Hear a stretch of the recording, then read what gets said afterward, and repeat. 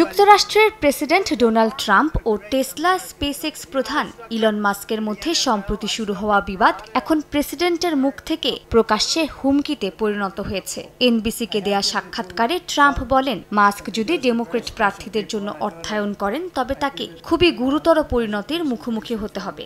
সাক্ষাৎকারে ট্রাম্প স্পষ্ট করে দেন তিনি আর মাস্কের সঙ্গে সম্পর্ক মেরামতের কোনো আগ্রহ দেখাচ্ছেন না।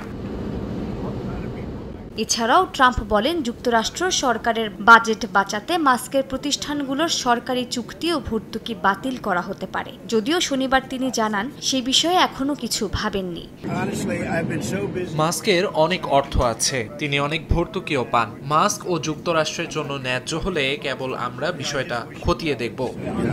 সাম্প্রতিক সামাজিক যোগাযোগ মাধ্যমে একে অপরকে উদ্দেশ্য করে কটূক্তি ও হুমকি দিয়েছেন মাস্ক ও ট্রাম্প। মাস্ক একাধিক পোস্টে ট্রাম্পের বিরুদ্ধে নানা অভিযোগ আনেন। এমনকি একটি পোস্টে প্রয়াত অপরাধী জেফ্রি এপস্টেইনের সঙ্গে ট্রাম্পের অতীত সম্পর্ক উল্লেখ করে কটাক্ষ করেন। যদিও সে পোস্টটি পরে মুছে ফেলেন মাস্ক। ট্রাম্প সেই অভিযোগ উড়িয়ে দিয়ে বলেন, এটা পুরানো খবর।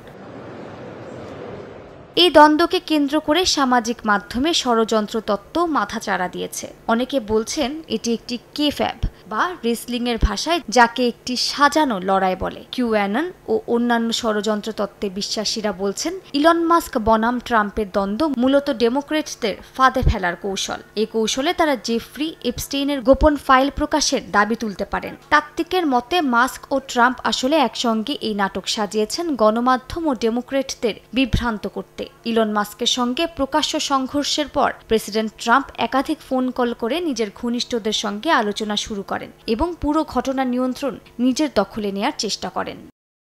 মালিহা সুহরওয়ার্দী, সময় সংবাদ।